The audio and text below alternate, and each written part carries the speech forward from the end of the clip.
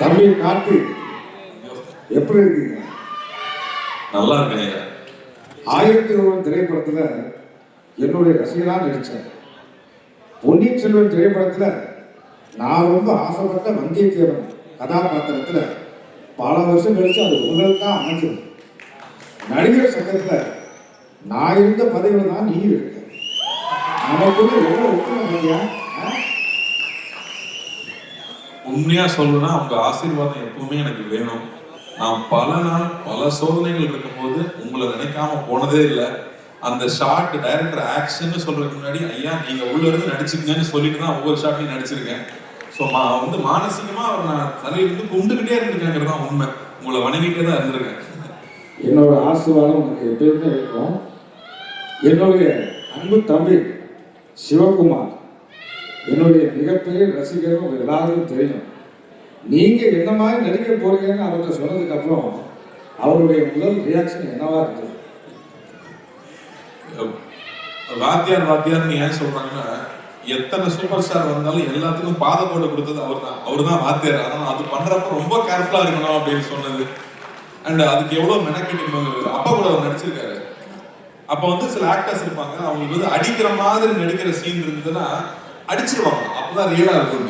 அப்ப அப்பாவும் போய் அவர்கிட்ட சொல்லியிருக்காரு, இந்த மாதிரி ஆனா நீங்க அடிச்சிருங்க, நீ நடிகர் தானே, நான் அடிக்கிற மாதிரி நடிக்கிறேன், நீ அடி வாங்கின மாதிரி நடின்னு சொல்லுவாங்க. ஸோ அவ்வளோ கேர்ஃபுல்லா பார்த்துக்கலாம் ஒவ்வொரு ஆர்டிஸ்டும். இன்னைக்கு இருக்கிற ஸ்டண்ட் யூனியன் ஆகட்டும், இன்னைக்கு இருக்கிற நடிகர் சங்கம் ஆகட்டும், எத்தனையோ சின்ன சின்ன யூனியன் ஆரம்பிச்சது அவர் தான். ஏன்னா எப்பவுமே அடுத்தவங்க நல்லா இருக்கணும்னு சொல்லி ஒவ்வொரு திட்டத்தையும் பிளான் பண்ணது அவராக தான் இருக்காரு. எல்லாத்துக்கும் முன்னோடியே அவராக தான் இருக்காருங்கிறது ரொம்ப ரொம்ப பெருமையான விஷயம்.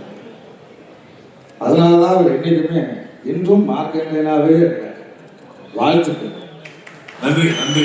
அப்புறம் காத்து வாழ்வாதியாரேன்னு சொன்ன உடனேயும் கூப்பிட்ட குரலுக்கு முதலாக நான் நிற்பேன். நீயும் அப்படிதான் நினைக்கிறேன், அப்படிதானே?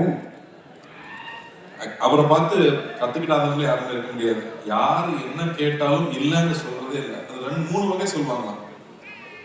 இருந்தா கொடுக்கறது, இருக்கிறதுல கொஞ்சம் கொடுக்கறது, இருக்கிறதே கொடுக்கறது. இவர் இருக்கிறதே கொடுக்குற ரகம்.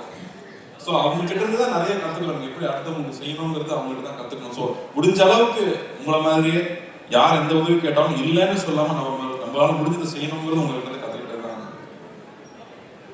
அது அப்பாவோட வளர்ப்புன்னு நினைக்கிறேன். வாழ்த்துக்கள். நன்றி.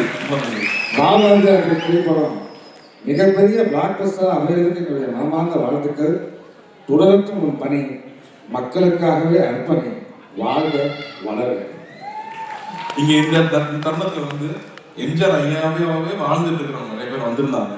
அவங்க எல்லாருமே எனக்கு ஹெல்ப் பண்ணிருக்காங்க படத்துல. ஸோ அவங்களுக்கு இந்த நான் நன்றி தெரிவிச்சுக்கிறேன். அவங்க எல்லாருமே அவரை மாதிரியே மேக்கப் போட்டு ஒவ்வொரு ஊரா போய் நடிச்சுட்டு வருவாங்க. அதே மாதிரி அசிஸ்டன்ட் டைரக்டர்ஸ்க்கு, ப்ரொடக்ஷன் டீமுக்கு, எல்லாருக்கும் படத்தை ஒர்க் பண்ண எல்லாருக்குமே என்னுடைய மனமார்ந்த நன்றியை தெரிவிச்சுக்கிறேன். Thank you so much, Karthi sir, and வாத்தியார் ஒரு சூப்பர் டூப்பர் ஹிட்டான ஒரு திரைப்படமாக அமையும். தமிழ் ரசிகர்களுடைய அன்பும் பாசமும் தியேட்டர்ஸ்ல உங்களுக்காக காத்துக்கிட்டு இருக்கோம். One more time for our very own Karthi sir, ஒரு பெரிய வாழ்த்துக்கள்.